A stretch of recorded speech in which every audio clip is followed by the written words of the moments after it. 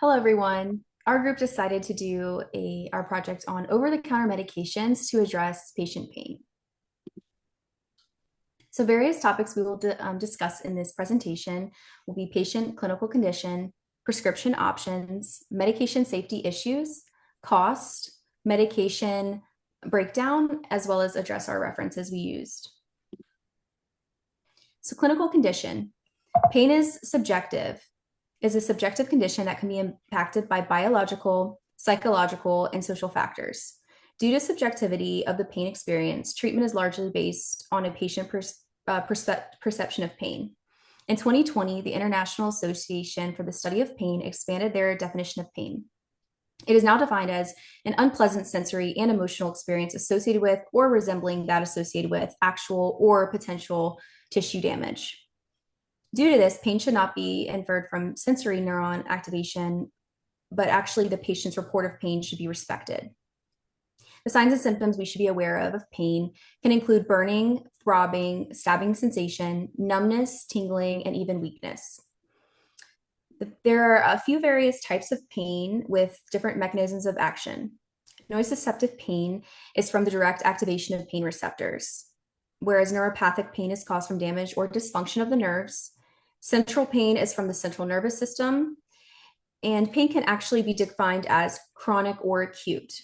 Chronic pain lasts for over 3 months, even after the original injury has healed. So there are various pharmacological treatments, non-pharmacological treatments for pain, some of which include massage therapy, physical therapy, and topical heat or cold treatment.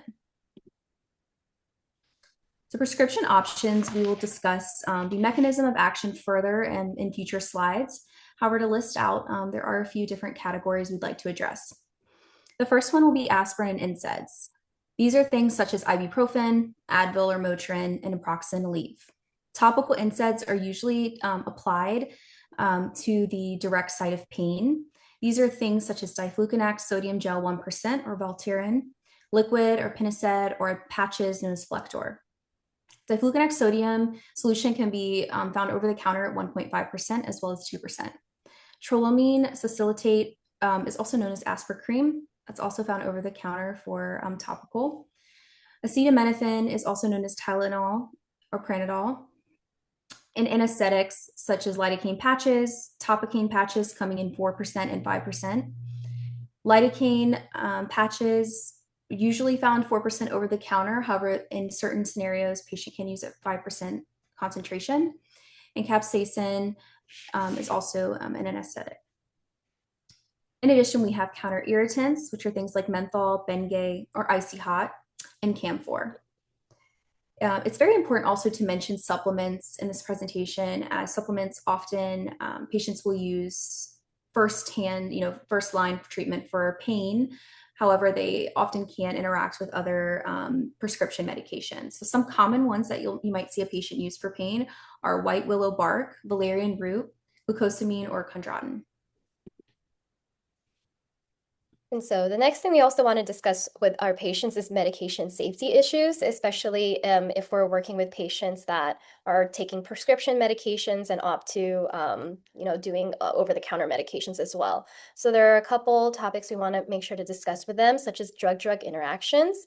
So when we're reviewing patient medications, we want to make sure that they avoid taking NSAIDs, so the ibuprofen, naproxen, celecoxib, if they are taking any hypertensive medications such as ACE inhibitors, ARBs, diuretics, as NSAIDs can lower the efficacy of those hypertensives. NSAIDs can also interact with SSRIs, increasing the bleeding risk. So that's another important combination we want to avoid. And also another important drug-drug interaction to watch out for is the acetaminophen, paracetamol, and with phenytoin or carbamazepine, as that combination can lead to hepatotoxicity as well as acute liver failure if not addressed. Another medication safety issue of note is exceeding safe doses when using combined medication products. And one of the drugs that we really want to watch out for is acetaminophen for this. So acetamin overdose, those symptoms to watch out for are nausea, vomiting, abdominal pain, but can, go into more severe symptoms like jaundice, severe liver damage that requires transplant, and even death.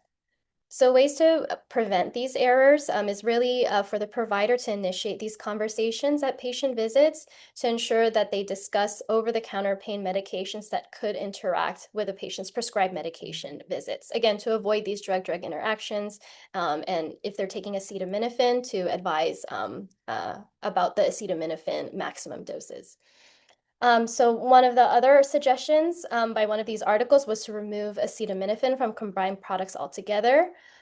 This is something, to consider as, when you're going over the counter medications, you want to pick up a Dayquil.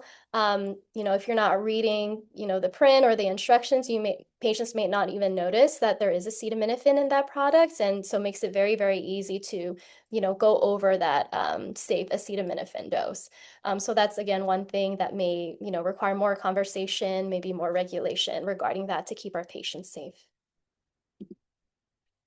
And another thing we would want to go over with our patients is the cost of these over-the-counter medications. Again, to jump down to the considerations of cost and why it's important, is we want to be aware of our patient's current financial situation, what's feasible for them to address their pain. Because most over-the-counter medications are not going to be covered by insurance. And if a patient does not have, an HSA or an FSA account to kind of subsidize the cost, sometimes these over-the-counter pain medications can add up for them. But just to give you an idea of, a walk into CVS, what your options would look like and cost you. So if you're looking at just a package of ibuprofen of 200 pills, that comes out to about 9 cents per pill. But with a 10-day treatment, a max dosage of 6 tablets a day, that could be $5.40 a day to take ibuprofen. If you're doing that diclofenac sodium gel, the 50-gram tube, that's coming out to today about $10.79. So a 7-day treatment could lead up to the patient needing 2 tubes of treatment, costing them $21.58.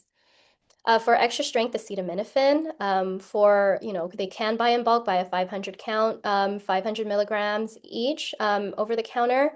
A 10-day cost for that treatment is $2.40, but if they're buying that much, the whole price is $21.50, about 4 cents a tablet.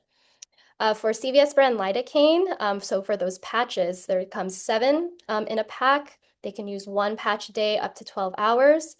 So maybe if they're needing 2 packs, 5 packs, that's going to come out to $22.98.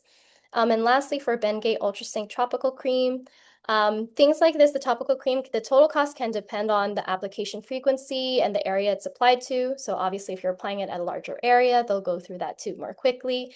But the cost of a 2-ounce tube is about $7.79, and they're looking to apply that about 3 to 4 times daily.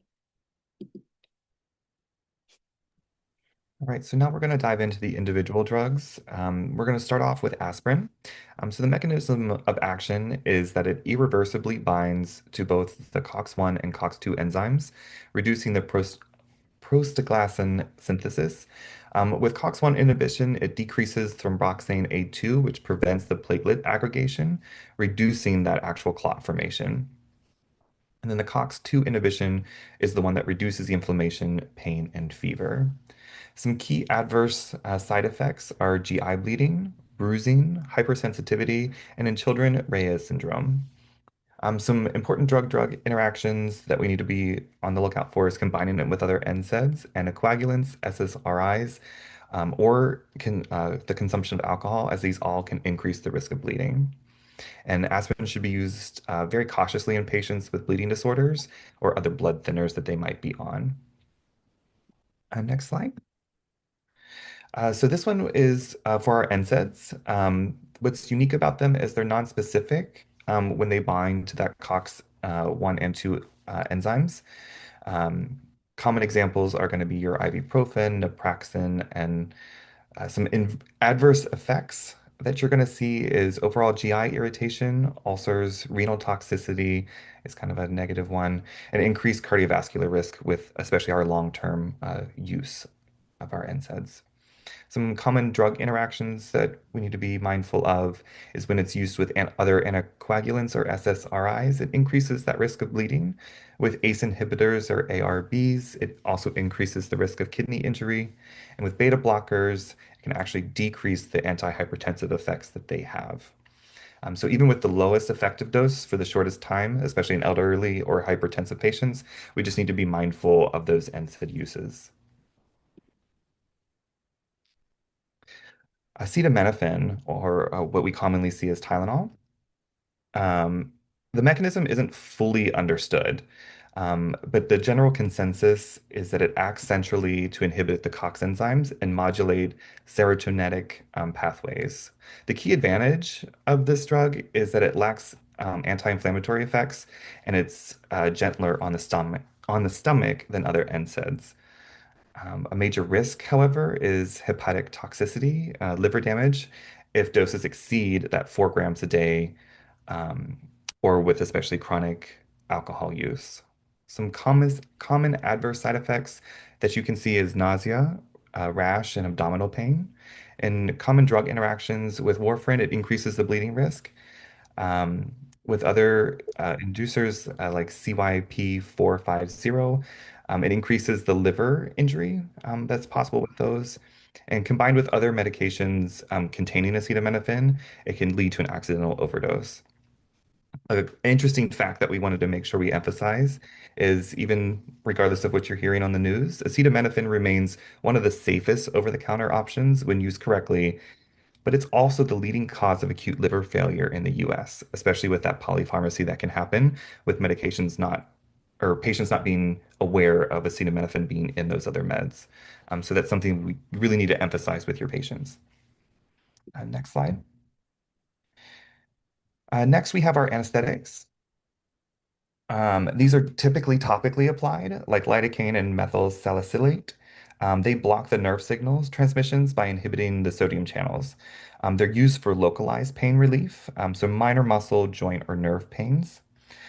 Common side effects are mild redness, itching, or rash at the application site. But some serious risks that are involved with these is those allergic reactions, which is why we recommend that patients apply a small amount in a very targeted area to see the reaction before applying it all over the area like sunscreen.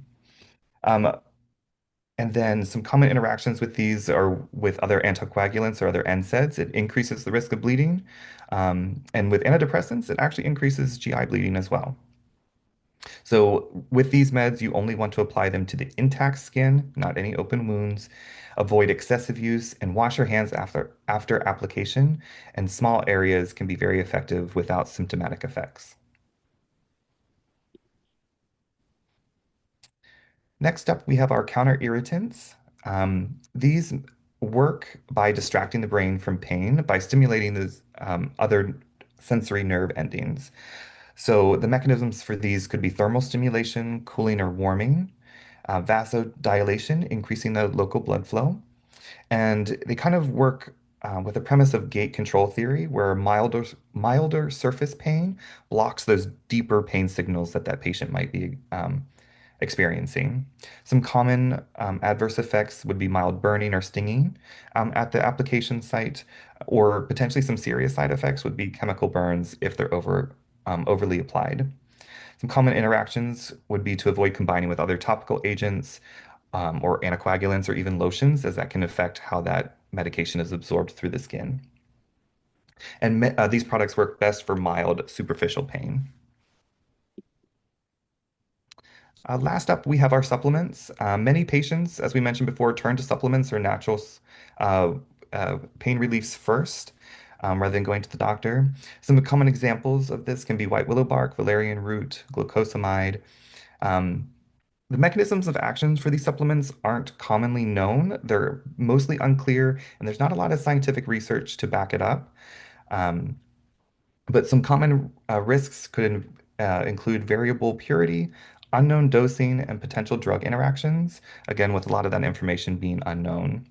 As clinicians, we must ask about supplemental use, not to discourage, but to ensure safety and prevent interactions with prescribed medication. Natural doesn't mean risk-free.